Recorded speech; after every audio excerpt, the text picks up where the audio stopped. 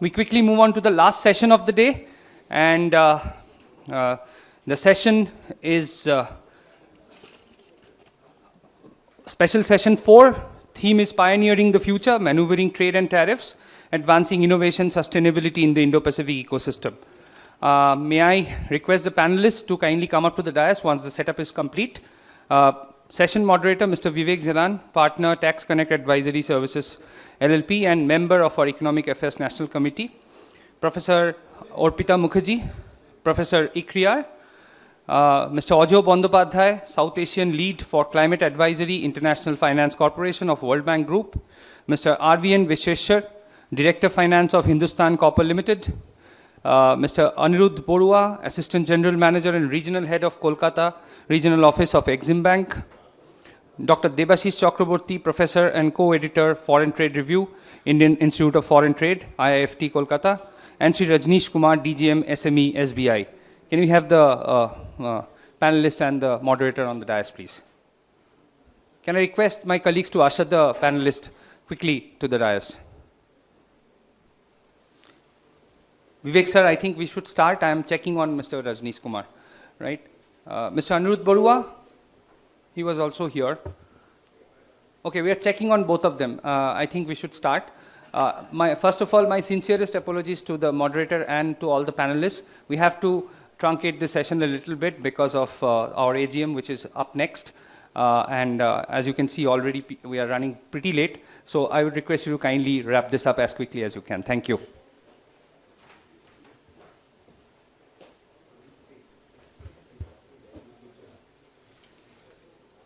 Thank you, Shambit, and good afternoon to the esteemed August gathering here. Over the last 2 days, we have spoken about what we have done in the past and what we are doing in the present in terms of Indo-Pacific cooperation, trade, tariffs, as well as the sustainability aspects. In this last session, we'll talk about the future, what we are looking at doing in the future, and therefore we have named it Pioneering the Future, Maneuvering Trade and Tariffs, Advancing Innovations and Sustainability in Indo-Pacific Ecosystem. In this session, we'll break it up into 5 important aspects for trade and industry, which is gathered here. First would be on the technological innovations in maritime trade, because this entire conclave is based upon maritime trade, and more so on the role of AI, blockchain, Internet of Things in enhancing efficiency, security, and logistics in the Indo-Pacific shipping networks.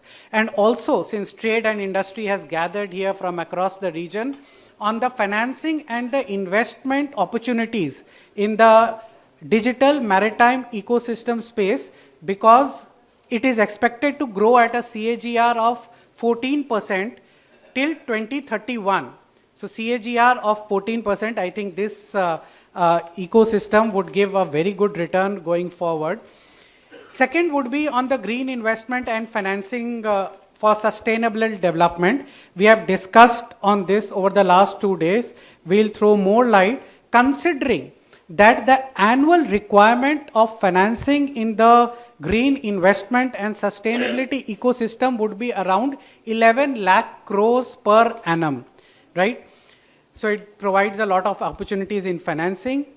Third, sustainable industrial growth and circular economy. We heard Honorable Chief Economic Advisor talk about circular economy, more so after this thrust on the renewable energy, solar, electric vehicles, batteries, etc. It would create a lot of waste, and how to enhance the circular economy. Fourth, Indo-Pacific cooperation in trade amidst the global geopolitical turmoil. So we have come from the Galwan Valley dispute to the SCO summit. We are now standing at the crossroads of assumed dragon-elephant tango. So we'll talk a little about on this. And of course on the Indo-Pacific cooperation in tariffs for inclusive development. So no conclave can be done without a talk on the global tariffs. That is the talk over the last 6 months. So we'll dwell upon that. And for all this, we have got an esteemed panel. We have Mr. Ajay Bandopadhyay, who is the South Asia lead for climate advisory, International Finance Corporation, World Bank Group. We have Mr. RVN Vishwesar, Director Finance of Hindustan Copper Limited. He has dwelt with so many subjects on finance, taxation, etc. We have Professor Arpita Mukherjee, Professor ICRIER, who is an eminent economic policy researcher. Dr. Debashish Chakraborty, Professor and co-editor, Foreign Trade Review, Indian Institute of Foreign Trade, Kolkata. Shri Rajneesh Kumar, who is the DGM, SME, SBI, and Mr. Anirudh Borua, who is the Assistant General Manager and Regional Head, Kolkata Regional Office at Exim Bank.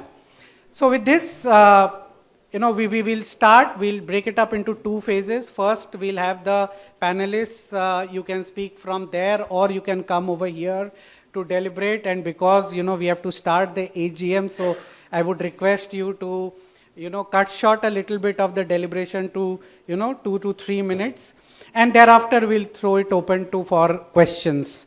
So we'll first invite Mr. Bandopadhyay, you, to speak on how South-South collaboration and partnerships can accelerate India's zero net journey and enable the decarbonization of the value chains of energy-intensive industries such as steel, cement, glass, chemicals, etc. Mr. Bandopadhyay, over to you.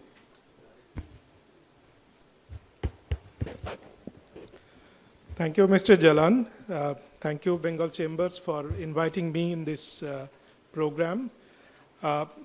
We are, in fact, in a very interesting juncture of this discussion when we see that a part of the global north has stopped really believing that, that climate change is a problem that needs to be addressed, whereas a significant part of the global south is facing the brunt of the climate change, and that is intensifying every other day.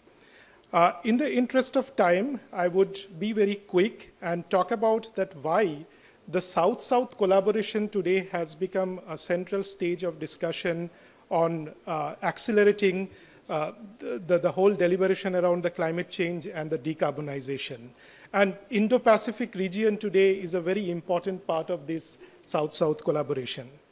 So first of all, in the global south, we have seen that some of the countries have achieved a very rapid growth over the last various decades, which have definitely lifted millions of people out of poverty.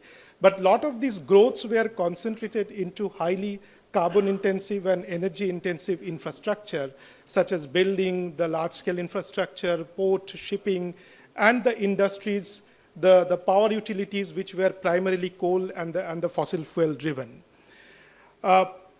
Having said that now these countries who have seen those growth opportunities and the growth which have happened last several decades, they are somewhat or other also trapped in the so-called the middle income trap. That in a sense, in order for the further growth to achieve, there needs to be certain bigger push and the very different kind of a growth model that these countries needs to adopt, what they have done previously. The second part is that if we look at the global south, they are actually sitting on a very large capital pool. And that is not just the capital pool contributed by the government's exchequer alone, but there were the sovereign wealth funds, there are institutional investors, the pension funds, the insurance companies, and the private sector. And as we speak today, there were certain estimates that the current the capital pool that the whole global south is sitting is nearly touching 50 trillion US dollar. But then this is also not good enough to address the need for the climate change that this part of the world are facing. And many of these countries in this part have the very shared developmental challenges, talk about the energy access, resilient agriculture, urban transport, and so on and so forth. So very quickly, how, so far as these challenges of decarbonization is concerned, especially focusing on the energy-intensive industries, how the global south can benefit, I would talk about essentially the three ways. Number one, the Global South actually represents a deployable market of the technologies. And we are always not very fortunate to have the access of the technologies in the Global South, because still today, the lot of the path-breaking breakthrough technologies which have been innovated from the so-called Global North. But when we talk about the test bed of these technologies, the acceleration of the technology, the diffusion of the technology, and its end deployment, the whole Global South represents an extremely promising market. Number two, the mobilization of the capital, and we also talked about in some of the previous session that how some of these multilateral banks in this region can play a big role. They are playing the big role, but at the same time, it's also important that there is a shift of change in the wind, the way these multilateral institutions are trying to or needs to address some of the global challenges. In a way, these multilateral institutions needs to mobilize the far bigger private capital pool that exists in the region today, and we need to find out some of the instruments to do that. And last but not the least, how to exchange the knowledges, because if we look at the Global South today, the China already has taken a lead in the electric vehicle, in the battery storage market. There is a huge proportion of the biofuels related technologies which have come up, which have been tested and diffused in this part of the world.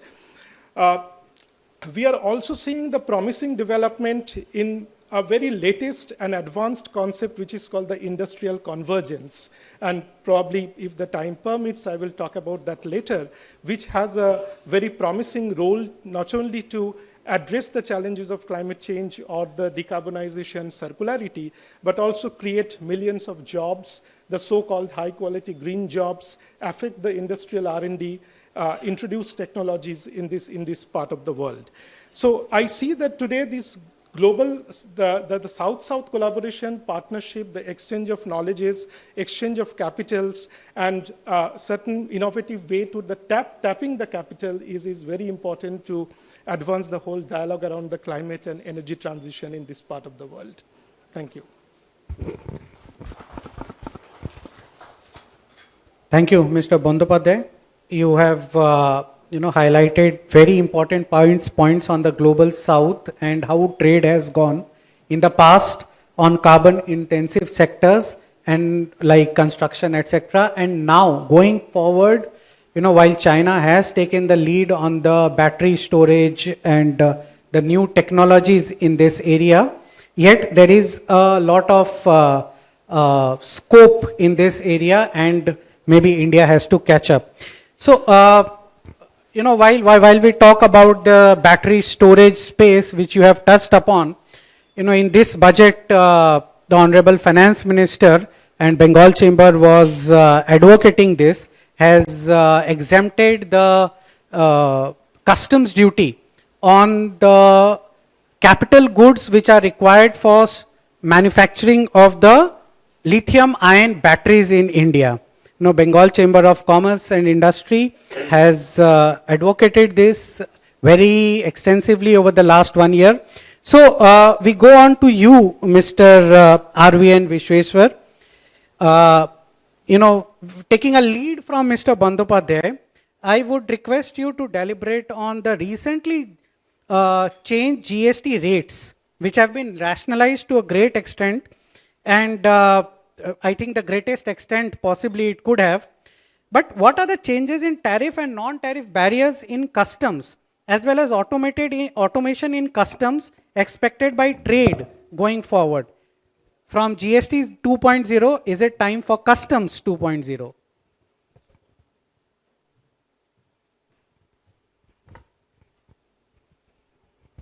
Thank you, Vivek, and thank you, Bengal Chamber of Commerce. I took the catchword. Now we'll be discussing on the future, not the past or the present.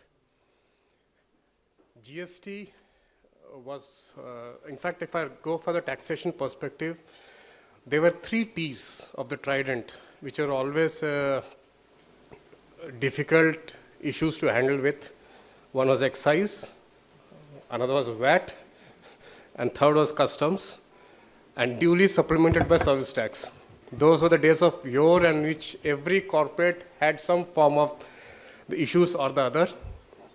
And in fact, when we used to examine the issues of cost efficiency, the first point of cost efficiency is not cutting cost, but it was on tax compliance. And I think today in the current scenario, the maximum litigation in the area of taxation only. GST was a major step when they subsumed quite a few of the acts. It started off within a big bang, very ambitious, 2017, and I think the initial 2 years were really tumultuous. Even the government could not envisage the acceptance and the technological and the infrastructure support that was required. I think over a period of 4 years, we can rather say that the transition has been quite good enough. And once they have the systems in place, they have gone to the next penultimate thing is optimization of the tax rates. In fact, which was the first thing which was being asked for is the optimizing the tax rate to make it minimal. In fact, only thing is a few of the other commodities which can be brought under the GST ambit is one thing which is being looked forward to, but I think that will be very difficult, especially on the petroleum products. Coming back now, taking that leap forward, I think that was one thing which has given a lot of confidence to the government. The advancement in terms of compliance, technological interventions and policy support have brought in to the level of which the realization of that on the GST side is almost around 2 lakh crore. That is one thing which is significant. And when I say customs now, customs was always an issue. Last 2 years have seen silently the government has been making changes and advancements in the customs side also. And in fact, to start with the current year, I think almost they have brought down the tariff rationalization, they have brought down from 21 to 8 items. That is one part. Second part, in terms of digitization of procedures, they have brought in a single All India multipurpose e-bond. They made mandatory e-filing of refund claims. Then digital voluntary payment, they made it mandatory effective December 24. These were the glitches which were impacting, and I think that's one way forward where the business was looking forward to this aspect. And of course, not to mention the integration of SEZ BOE. These procedural simplification, the industry was always looking forward. What they want is, one part is compliance. Second part is end-to-end paperless processing. Let the business do the business in the normal way. Let us not be embroiled in the litigation, compliances, and the procedural issues. And I think that's what the government is looking up to. And in fact, going forward, they're looking for portal integrations, IceGate and ICAS. I think this is one thing which is, I think they targeted by April 26th, they want to do it, everything. That's the target. And once that comes through, I think that should be a major fillip for all the exporters and all the business segments. Thank you. I think I'll share that. Thank you. Thank you, Mr. Vishweshwar. And you touched upon important points relating to the future of compliances in customs, which are sometimes also a kind of a non-tariff barrier, on the manual refunds which are still there, non-integration of SEZ units, etc. So with this, taking the lead from Mr. Vishweshwar, ma'am, I would come to you, to deliberate on, since trade and industry is here, and we always bat on the lowering of the customs tariff on raw material, capital goods, etc. But there are certain schemes already, the trusted taxpayer schemes like AEO is there in customs, MOVER is there in customs, where you can import without payment of customs duty, even SEZ is there. So I would request you to deliberate on about these schemes in customs which can be taken advantage of by all the Indian manufacturers instead of looking at reduction of tariff on raw materials.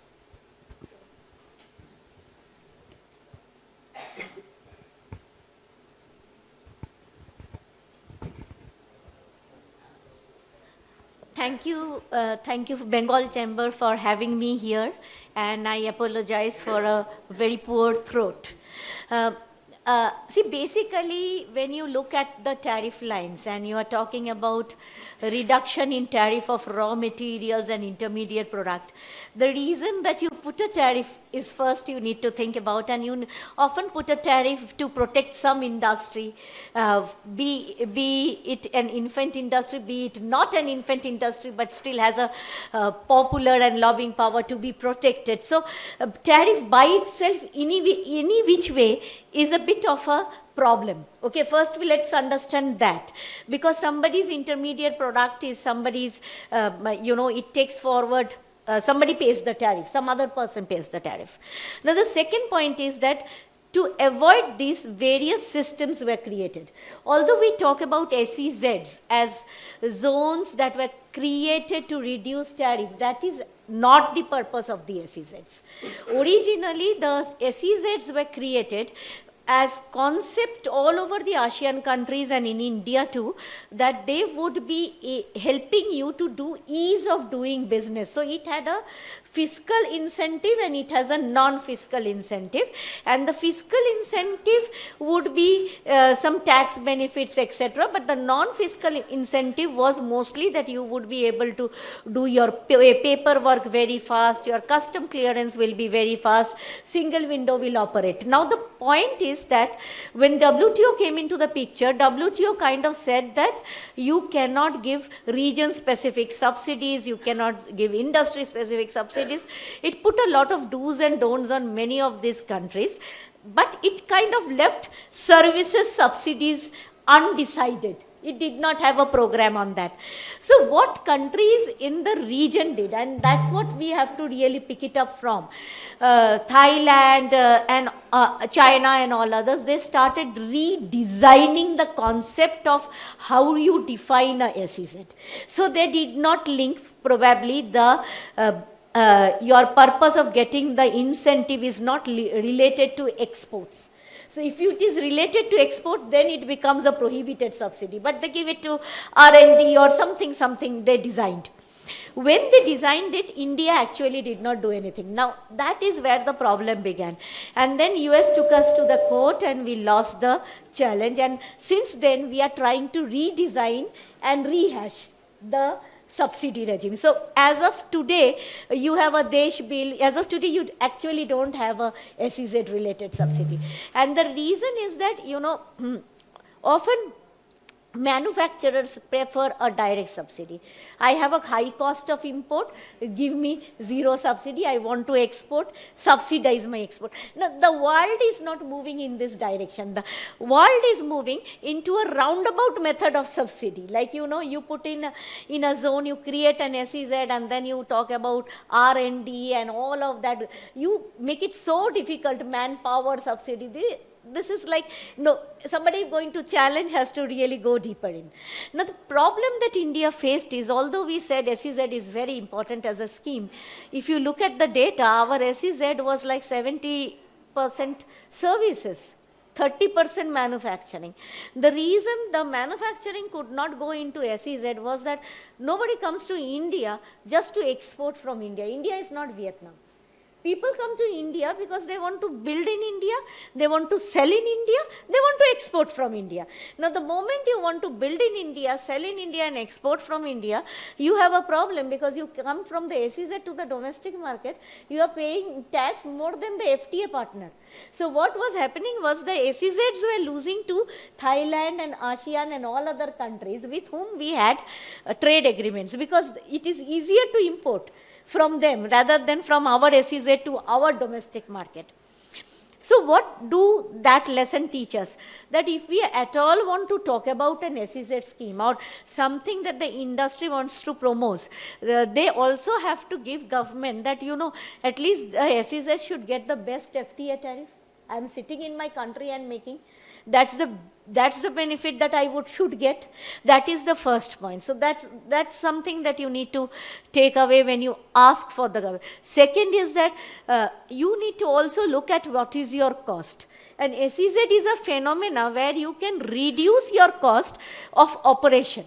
You know, so like China actually used it by subsidizing power. So you think about what is my cost of operation, which can be reduced if I am located in a restrictive zone. That's your second point of SEZ. Now, SEZ and mover and FTWZs are all very different type of scheme. FTWZ is a free trade warehousing zone, while SEZ is not taken into account in developed countries. They have moved away from it. They still have FTWZs. In US also you have FTWZ. When recently Trump imposed the tariffs, people have kept their goods in the FTWZs. They are shipping there, they are thinking they will throw goods out. So this is a very strange phenomena that operates in different countries, and it is mostly like you store the good and you ship the good. Now when you do this FTWZ kind of a model, you also look at a spoke and hub model. You not only link your SEZ's route with your ice gate, which is a very good process that the government is doing, but Indian government had 3 streams. So there is an express cargo clearance, there is an SEZ cargo clearance, and there is a ice gate. Now all of these 3 has to link, because until all of them link, you cannot actually do a express cargo. Because if you're talking about an FTWZ, it is all about express cargo clearance. So these are the kind of things that we need to think through. And the bigger thing that we need to think through is that in the zones, it will be more and more difficult globally to give fiscal benefits, because fiscal benefits can be countervailed. And if you look at India's countervailing duties that we face it next to China, and which is impossible because China exports so much. So maybe we need to reinvent our schemes.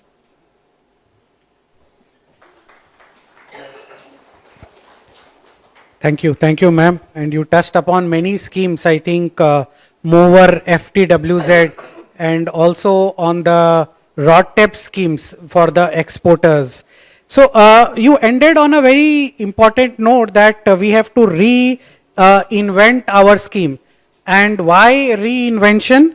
We all know it is because of the current trade wars which is going on with respect to the USA tariffs. So Dr. Debashish Chakraborty, we would request you to take this forward, this discussion, and if you can discuss about whether the USA tariff war opened up new FTA avenues in Indo-Pacific region, and while we talk about GDP increasing due to GST rate decreases, etc., counterbalancing the USA loss of exports due to USA tariff, but what are the countries and sectors which India should look out for in these FTAs? Over to you, Dr. Chakraborty.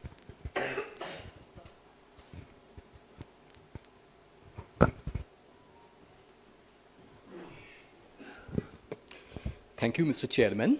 I'm grateful to Bengal Chamber for inviting me for this August gathering. I will just take it from where Urpita Di stopped. When I first got the invitation from Bengal Chamber, I was thinking how to start this discussion. Maybe let me just take a slow pace and then come back to the question directly. What we usually read about when countries negotiate at the international forum, there is something called the impossible trinity that is there.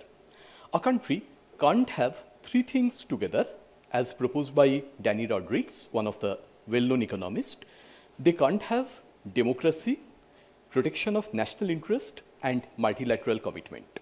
So, in a sense, when we are talking about new trade agreements, we are agreeing that if countries are trying to retain the democracy at home and protecting their national interest, perhaps it's best to go for the regional trade agreement route for securing the interest. Now, one more framework is very important, and it's not only true for India, for many other countries. From 2011-2012 onwards, in a number of countries, there has been a surge of national interest. We have seen the Make in India, there is Made in China 2015. So in all the frameworks, the basic purpose is the national government is trying to protect the domestic sector, and any negotiation the country is going to, they are only going to do that after protection of the national interest. Now, having said that, if we try to think of whether there are going to be indeed a number of new trade agreements coming in the Asia-Pacific region, okay. If we look at the number of ongoing negotiations, some of which even started during 2014-15 as early as that and not concluded yet. We all know, for instance, India participated in RCEP initially and we didn't conclude the negotiation. Now, can some of them be concluded today? There again, we can, in a game theoretic sense, consider one thing that countries are guided by, shadow of the future. If they consider the shadow of the future to be long, multilateral cooperation is the best idea. But if they believe the shadow is going to be short, then going for the regional trade agreements is going to be a good idea.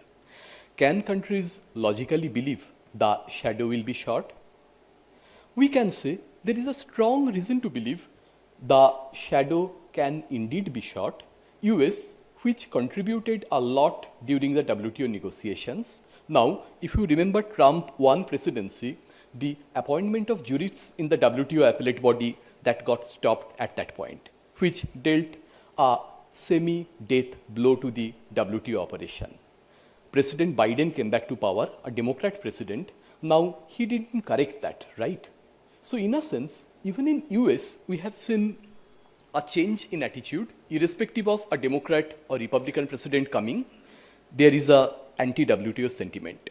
Having said that, what are the FTAs that we can expect to come up in the Asia-Pacific region? And for India's interest, which sectors are going to be important? If we believe that in future, indeed, the US market is going to be a problem, what we can see, European Union can indeed be a good market as a possible way out, because if we look at the data and calculate, let's say, the export similarity index, trade complementarity index, some of the well-known indices by which we can work out whether a country can be a perfect trade partner, we can see with respect to a number of countries, there is a good complementarity index. That is, what we export, they also import. But the trouble is, in many of these countries, there is a high export similarity index as well, which means we export the similar set of products. So some degree of trade conflict is bound to come up at a later juncture. In fact, we have all seen there had been calls for revision, some degree of renegotiation of tariff lines with ASEAN in the past from the industry. So if we now try to go for some of the agreements that are pending in Asia Pacific from the Indian perspective, be it BIMSTEC, be it RCEP, some of the trade discords are bound to come up. If we take it further, there are going to be a number of cross-regional FTAs that may come up in days to come. For instance, there is a high probability India's FTA negotiation with European Union will be concluded simply because from both sides there is a sense of urgency. But we also know negotiation is ongoing with Indonesia, for instance, China, for instance, with European Union as well. Now, if those negotiations are also completed, the expected benefit of India will never be realized, right? So, in that sense, the benefit that we are looking at today from a static standpoint may not really hold good when we look at the dynamic setting with the intended partner entering into multiple FTAs with newer partners, particularly who are having a relatively lower cost schedule as compared to India. So, in that sense, it's a real challenging task for the Indian trade policy negotiators as of today. Logically, what I believe, in Asia-Pacific framework, India can go for RCEP negotiation. The bus we missed earlier. The challenge, of course, will be China, with which we have multiple problems on economic front, the non-market economy and anti-dumping issue, the strategic ones, the defense, border security, and lot many others. In external front, we can try to go towards the partners like Mercosur, European Union, who can compensate for some of the economic losses in the American market. Which sectors can be focused upon? There are two sets of sectors, of course, we can consider. If we look at Indian export basket, they are intensive in export of final products and intermediate products. Our export of capital goods is only increasing in the recent period. So what we can say, in a number of segments like leather, India can definitely prioritize for negotiation where our cost competency is there, and with minimum tariff negotiation cuts, we can indeed enter the market with ease.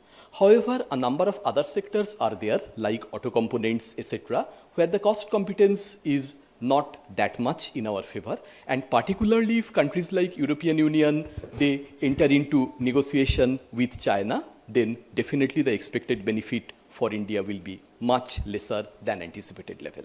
Let me stop for the initial comments here. Thank you. Thank you. Thank you, Dr. Chakraborty. While we are a democracy and we also protect our trade interests, so FTAs are difficult, but still you have highlighted some regions and some sectors which might be in future attractive.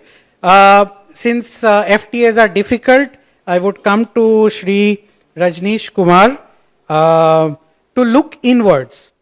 If FTAs are difficult, let us look at our own trade, and I would request you to deliberate on a substantial growth in the global maritime digitization market is expected with a CAGR of 14% from 25 to 31.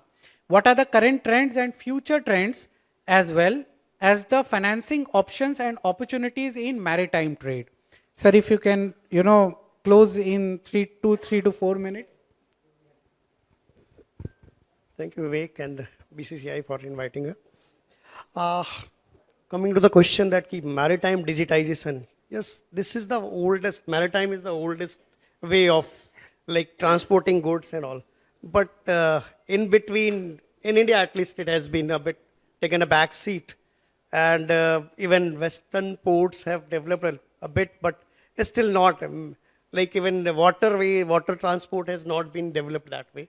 So with digitization nowadays, it is like coming up. A lot of new things have come up, like port time, turnaround time from port to importing the containers from the shipping and all. This has come around very, very, last 2-3 years, it has been developed a lot.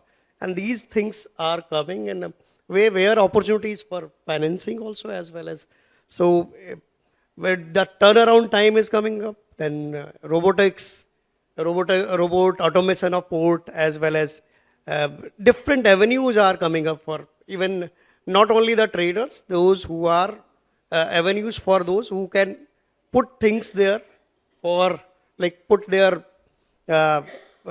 crane or all those mechanisms thing of port is going to be avenue for that, as well as with tourism sector getting very well, like in India also, the waterways, ships, small vessels, ships, and other cargo shipment is going to be the area where these opportunities are coming.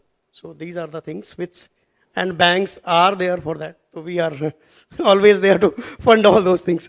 And another thing is that now another area is coming up, that is like you have to be cost effective, fuel efficiency, as well as that is green, more of a like you can say your fuel renewable energy vessels and all those things. So there also a lot of opportunities are coming. So the green bond and green things will be coming there. Yeah. Thank you, Mr. Kumar. And rightly you have said, from cargo shipments to green maritime, there are huge financing opportunities. And all of you who are into this, maritime tech space, maybe Mr. Kumar is the person to approach. So with this, Mr. Borua, you have been, hearing all of this. So when we are on financing, why don't you, throw light a little on the scope, facets, and categories of green investment and financing for sustainable development in terms of how your bank, that is Indian Exim Bank, is financing such projects. And could you also throw a light on the role of the bank and the objectives of the bank in this respect?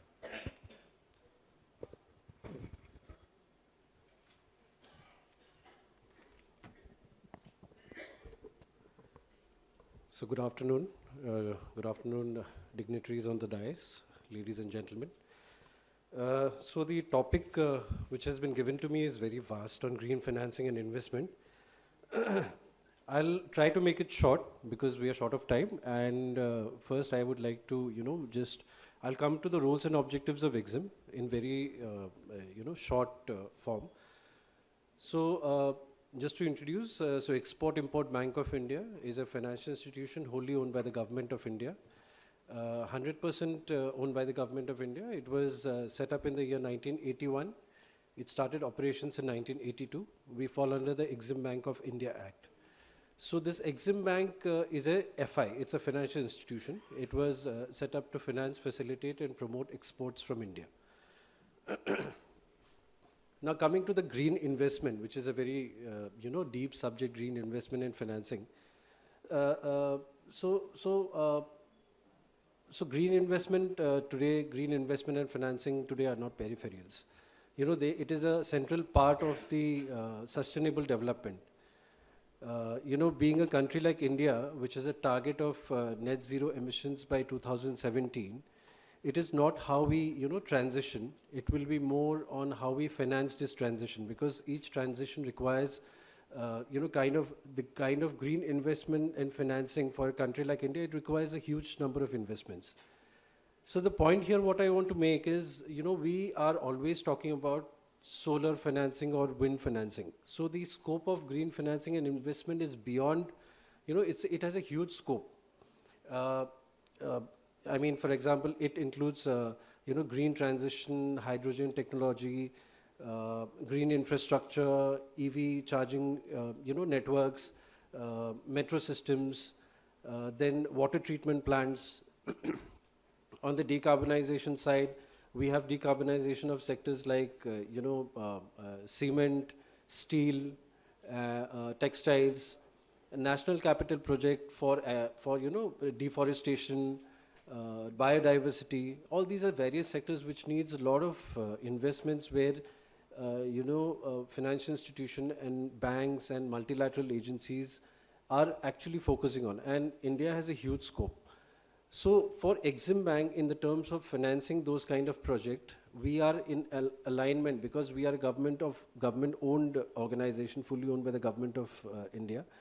So we are aligned with the principles of Atmanirbhar Bharat, Make in India, and sustainability development. So through our programs on project financing, where Indian companies are executing renewable projects overseas, or solar projects overseas, or green hydrogen, or different type of green investments overseas, we are aligned with the objective of Government of India.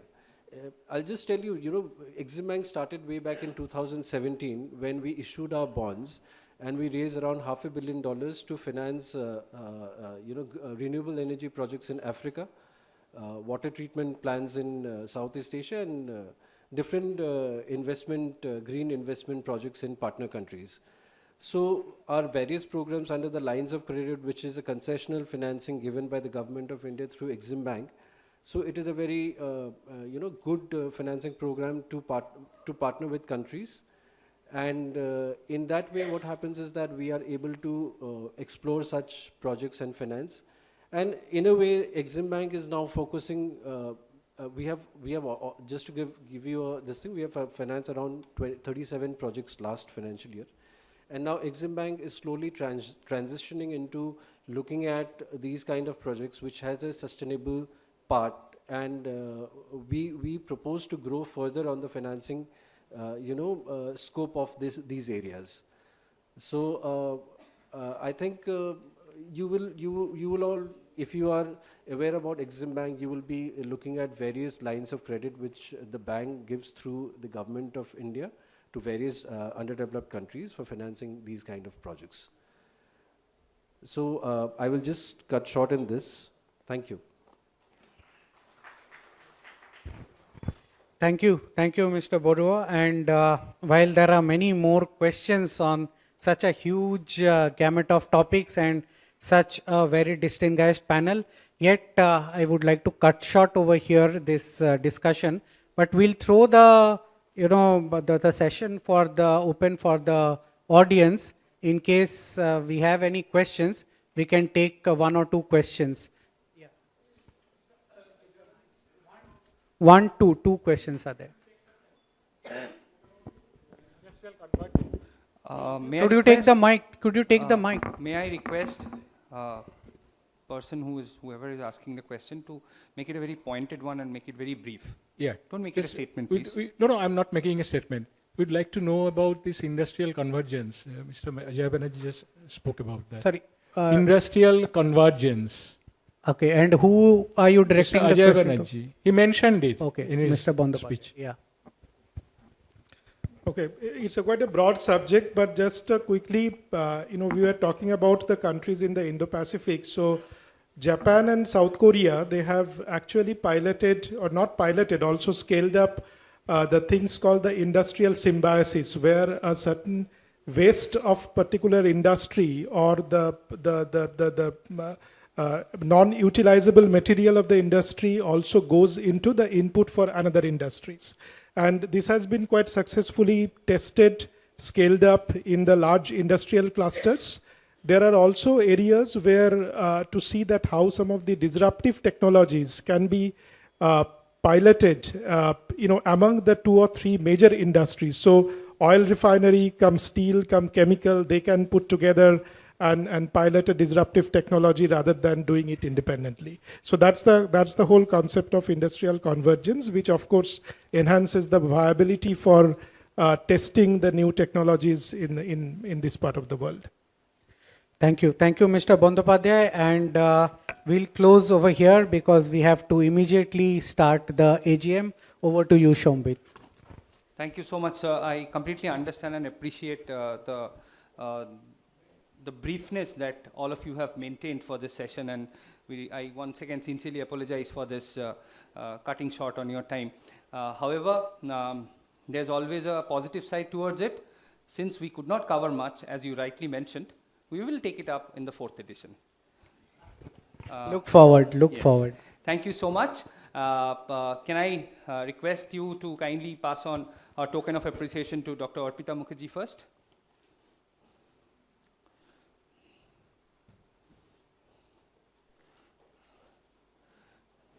Okay. Next to Mr. Aniruddha Borua.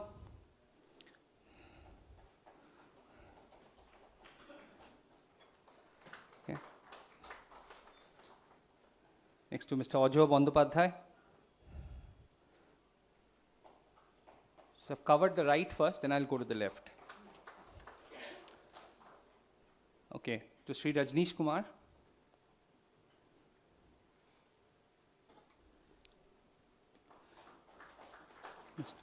Mr. R.V.N. Vishweshwar.